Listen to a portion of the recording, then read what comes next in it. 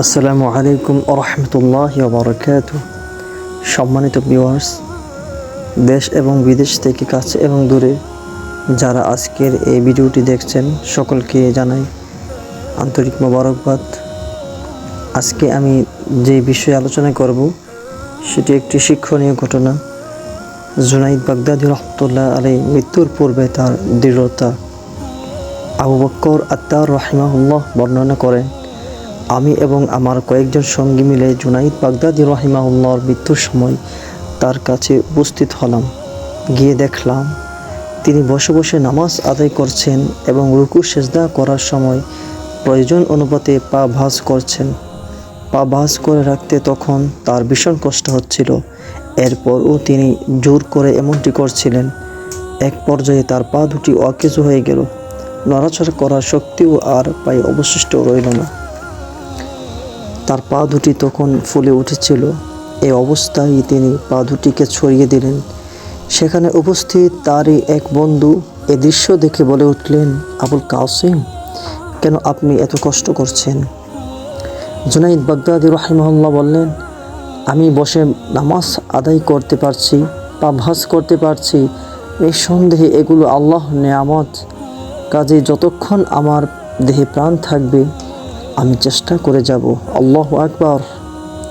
এরপর তিনি যখন নামাজ পুরোপুরিভাবে শেষ করলেন, তখন আবু মুহাম্মদ হারিরি তাকে বললেন, আবুল কাসিম, যদি আপনি কষ্ট করে না বসে চিত হয়ে শুয়ে ইশারায় নামাজ আদায় করতেন তাহলে আপনার কষ্ট কিছুটা কম হতো। উত্তরে তিনি বললেন, আবু মুহাম্মদ, শুনে রাখো, এ সময়টুকুর জন্য আমাকে আল্লাহর কাছে হিসাব দিতে হবে। অতএব শক্তি থাকার পরও যদি আমি ইশারায় নামাজ আদায় করি তবে আল্লাহর কাছে আমি কী জবাব দিব?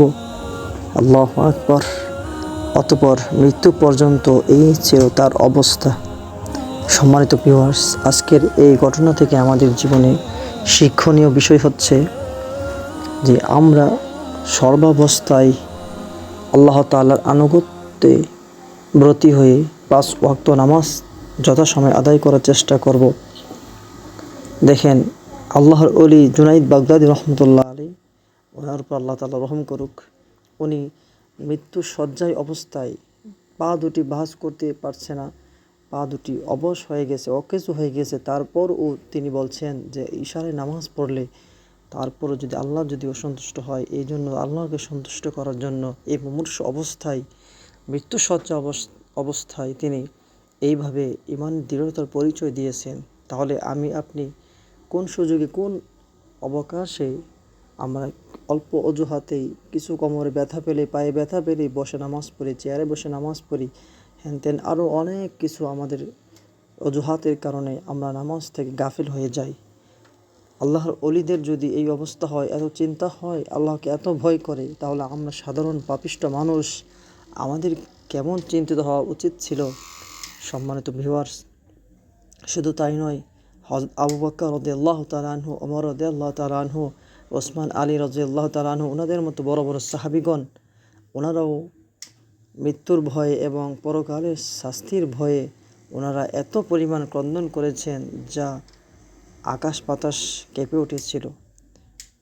কিন্তু আজ আমরা মুসলমান নামাজ থেকে বহু দূরে গাফিল হয়ে গেছি, আল্লাহ তাআলার আনুগত্য থেকে বহু দূরে চলে গেছি। আমরা পাশ্চাত্য ইহুদিদেরকে ফলো করে, অনুসরণ করে আমরা কেমন যেন উদাসীন হয়ে গেছি। সম্মানিত ভিউয়ার্স, আপনাদের প্রতি অনুরোধ করছি আমরা যেন সর্বাবস্থায় আল্লাহ তাআলার আল্লাহ তাআলার প্রতি